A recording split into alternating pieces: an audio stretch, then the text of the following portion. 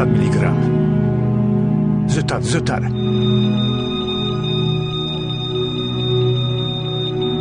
زود باشید او رو از دست میدیم.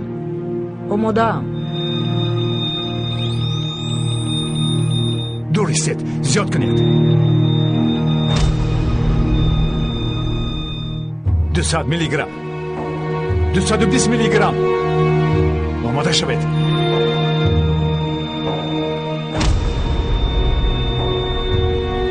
220 میلیگرم.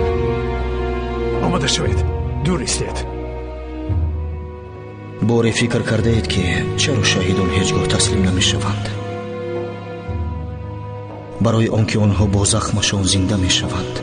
در نزد خداوند با زخمشان پیدا می شوند. هر زخمشان، هر قطره خونشان خبررسانی بهشت می گردد. سبب افتخار و قهرمانی است. خود فکر کنید. ما صدها جنگ ها را دیده ایم. زوری و خواری را دیدیم. شاهد آن بودیم که ما را از 4 طرف حمله نمودند. قصه ها نوشتند در خصوص شهیدان. در میان شهیدان جوان پسرانی بودند که تا حتی ریش و برود نبرآوردند. پیران هم بودند.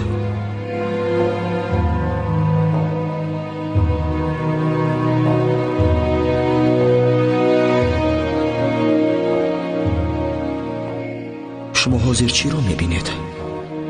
من از اینجا درد شما را فهمیده ایستادم. این زن در حق پسرش دعا دارد. او شهید شده است. شاید به دام دشمن افتیده جان داده است و یا شاید به کدام یک بمب کنار راه برخورده ترکیده است. اگر من میرم درست چی می شود؟ مثل من هزارها هستند، نه میلیون ها. 250 میلیگرم.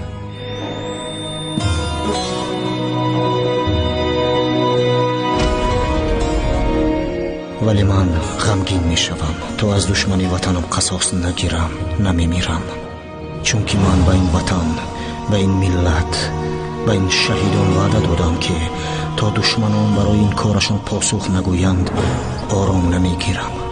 قرض وطن این دیگر است. مثل مادر است در حق دعا می کند. هر شهیدی در اینجا بوده فرزند این وطن است. همش فرزندانش می باشند. من هم که حالا برای زیستن مبارزه می برم فرزند این سرزمینم. همین دعاها ما را تا قیامت نگاه می دارد. دعای مادران. خداوند از ما راضی باشد.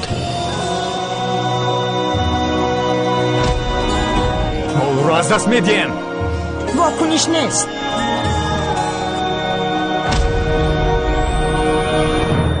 $270. آماده.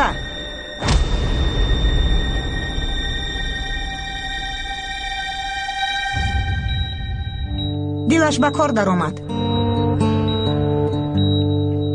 دوام دید.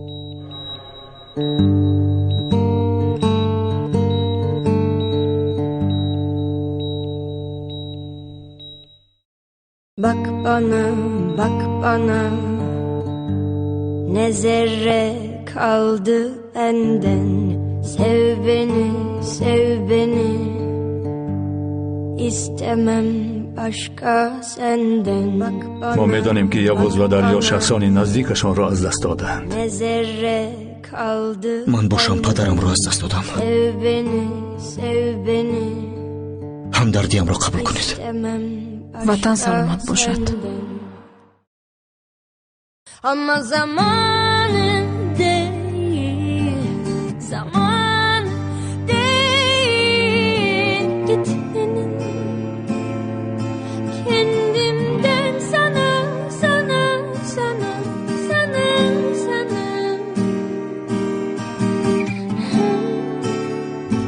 تو چرا چنین گپ میزنی؟ گویا که مردن میخواسته باشی.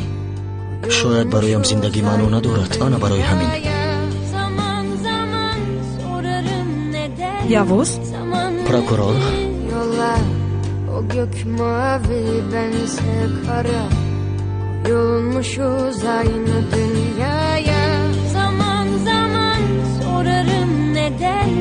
Zaman nedir, sabah nedir. Şimdi gitsem buralardan bunu kim